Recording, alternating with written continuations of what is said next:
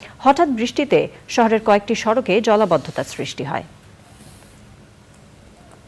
টাঙ্গাইলের শাড়ি সত্ত্ব ফিরে পেতে ভারতের সাথে আইনি লড়াই শুরু করেছে বাংলাদেশ। শিল্প মন্ত্রণালয় হাইকোর্টকে জানিয়েছে, এজন্য ভারতের নামকরা আইনি প্রতিষ্ঠান মেশন অ্যান্ড অ্যাসোসিয়েটকে নিয়োগ দেওয়া হয়েছে। সম্ভাব্য 150-র বেশি জিআই পণ্যের তালিকা আদালতে জমা দিয়েছে মন্ত্রণালয়। মাজহারুল হক মান্নার রিপোর্ট। ভারত 8 ফেব্রুয়ারি টাঙ্গাইলের শাড়িকে পশ্চিমবঙ্গের জিআই পণ্য হিসেবে স্বীকৃতি দেয়। এ নিয়ে সর্বত্র আলোচনা সমালোচনা হয়, কিন্তু কোনো আইনি পদক্ষেপ না নেওয়ায় বিষয়টি হাইকোর্টের নজরে আনেন সুপ্রিম কোর্টের আইনজীবী ব্যারিস্টার সরওয়াত সিরাজ শুক্লা। এরপরই শিল্প মন্ত্রণালয়ের টাস্কফোর্স কমিটি ভারতের দুটি আইনি প্রতিষ্ঠানের মধ্যে একটি প্রতিষ্ঠানকে আদালতে মামলা পরিচালনার জন্য নির্বাচন করেন। আমাদের এই রিট পিটিশনের প্রেক্ষিতে সরকারের পক্ষ থেকে আজ সুপ্রিম কোর্টের কাছে একটি তালিকা পেশ করা হয়েছে।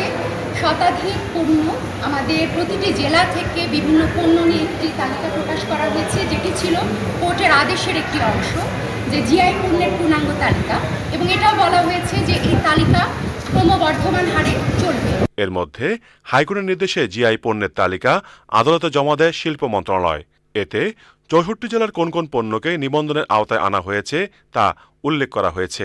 মামলা করার বিষয়টি প্রথম আমি যখন উত্থাপন করেছিলাম ফেব্রুয়ারিতে, তখন কল্পনা করিনি যে আসলেই ভারতে বাংলাদেশে জিআই সত্ত্ব প্রতিষ্ঠা করার জন্য একজন আইনজীবী নিয়োগ করা হবে, কিন্তু সে ঘটনাটি ঘটেছে এবং একজন আইনজীবী নিয়োগ প্রক্রিয়া চলমান রয়েছে। যে মেসন অ্যান্ড অ্যাসোসিয়েট নামে একটি ভারতীয় ল ফার্ম বাংলাদেশের টাঙ্গাইল শাড়ি নিয়ে, ভারতের মাটিতে বাংলাদেশের টাঙ্গাইল শাড়ি নিয়ে তারা লড়াই করবেন এবং তারা রেকটিফিকেশনের জন্য, বাতিল করার জন্য তারা আবেদন করবেন বলে আমরা এই ডকুমেন্ট মারফত জানতে পেরেছি।